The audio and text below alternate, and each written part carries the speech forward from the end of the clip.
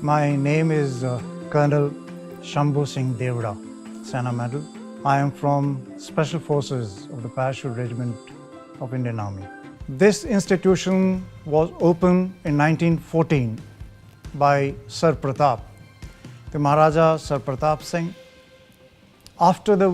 Basically during the World War, first he traveled the world over and saw a necessity for education at large. He himself was not educated, and therefore more so the credit goes to him that he saw that need for education of society at large. He decided outside Jodhpur city, and then being a Mayoor state as a riyasat, he opened a school outside Jodhpur near a village called Chopasni.